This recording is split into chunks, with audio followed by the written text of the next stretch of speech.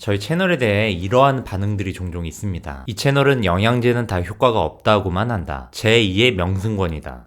충분히 이해합니다. 제가 구독자의 입장이라고 해도 충분히 그렇게 보일 것 같아요. 대부분의 유튜브 채널 영상들에서는 효과가 있다고는 하는 영양제들을 저희 채널에서는 유난히도 부정적 입장을 보이는 편이니까요. 이것은 그동안 저희 채널에서 다뤘던 영양제, 건강식품들입니다. 저희 채널을 유심히 보셨다면 아마 아실 텐데요. 저희가 내렸던 데이터 해석의 결론은 대부분 이런 패턴이었어요. 효과가 불분명하다, 증거가 불충분하다, 증거의 퀄리티가 떨어진다. 이러한 표현이 보시는 분에 따라서는 효과가 없다고 결론 지은 것으로 받아들이실 수 있는데요. 좀 더 정확하게 저희의 의도를 얘기하자면 효과가 없다고 말한 게 아니라 효과가 있다는 걸 밝혀내지 못했다를 전달해 드리고자 했던 것이었습니다.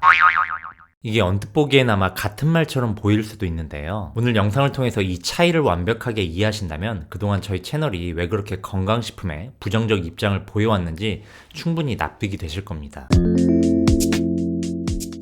그 전에 지난 118번 영상에서 알려드린 통계의 기본적인 지식에 대해 반드시 먼저 익히고 오셔야만 오늘 내용이 납득이 되실 거예요. 지난 영상에서 연구를 통해 새로운 진실을 밝혀내는 과정은 재판을 통해 용의자에게서 유죄임을 밝혀내는 과정과 비슷하다고 했죠. 모든 경찰과 검사와 주변의 모든 사람들이 이 용의자 A가 유죄임을 의심하고 있어요. 정황상도 그렇습니다. 그런데 이 상황에서 유죄라는 결정적인 증거를 끝내 찾아내지 못했다면 어떻게 해야 할까요? 죄를 입증해내지 못했기 때문에 유죄라는 판결을 내려서는 안 됩니다. 증거가 불충분하기 때문이죠. 한 발 더 나아가서 용의자 A가 실제로 범죄를 저질렀다고 해보죠. 그런데 그럼에도 불구하고 범죄 수사팀이 이 용의자 A의 결정적 증거를 찾지 못한 상황이라면 어떻게 해야 할까요? 마찬가지로 죄를 입증해내지 못했기 때문에 유죄라는 판결을 내려서는 안 됩니다. 증거가 불충분하니까요. 그 이유가 뭘까요? 불충분한 증거만으로 지속적으로 유죄 판결을 내리다 보면 결국에는 일종 오류를 범할 수밖에 없는 상황에 맞이하게 되기 때문이죠. 다시 말해서 죄가 없는데 죄가 있다고 판결하는 상황을 초래할 수밖에 없기 때문입니다. 그래서 재판을 할 때 도저히 무죄라고 말할 수 없는 명백한 증거가 나왔을 때만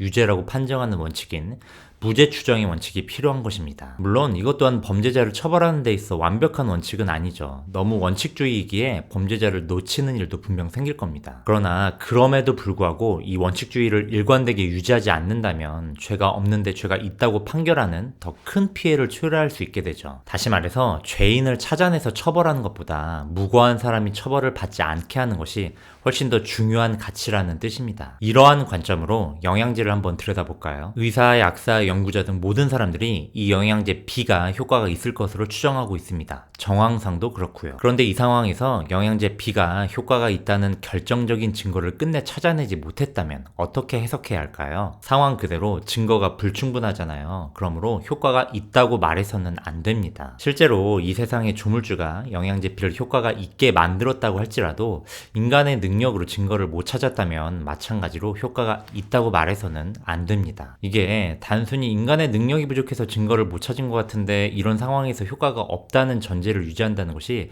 되게 바보 같고 답답해 보일 수도 있어요. 그러나 그럴 때마다 무죄 추정의 원칙을 떠올리는 것이 중요합니다. 재판이라는 것이 단 하나의 사건에 대해 일회성으로만 이루어지는 것이 아니라 이 세상에 존재하는 모든 사건들에 대해 평생 동안 지속적으로 이루어지고 있어요. 그렇기 때문에 의혹이 들지라도 명백한 증거가 있을 때만 유죄로 인정한다는 원칙을 일관되게 유지하지 않으면 결국에는 무고한 사람도 처벌을 받을 수 있게 되는 불상사를 겪을 수밖에 없게 됩니다. 마찬가지로 과학 연구라는 것이 단 하나의 대상에 대해 일회성으로만 이루어지는 것이 아니라 이 세상에 존재하는 모든 대상에 대해 평생 동안 지속적으로 연구가 이루어지고 있잖아요. 즉 효과가 있을 것으로 추정이 돼도 명백한 하이 퀄리티의 증거가 있을 때만 효과가 있다는 걸 인정한다는 원칙이 일관되게 유지되지 않으면 결국 효과가 없는 약이 있는 것처럼 여겨지는 일종 오류의 불상사를 겪을 수밖에 없게 됩니다. 그래서 가능성 있는 데이터가 아닌 명백한 데이터로 판단을 내리는 원칙을 언제나 불문율처럼 유지하는 것이 과학의 세계에서는 너무도 중요한 일인 것입니다. 그리고 이것은 효과가 없다고 결론 짓는 자세에서도 마찬가지로 매우 중요해요. 데이터상 명백하게 효과가 없는 것으로 나왔을지라도 인간의 능력 부족으로 증거를 찾지 못한 상황이 존재할 수 있기 때문에 효과가 없다고 단정을 짓기보다는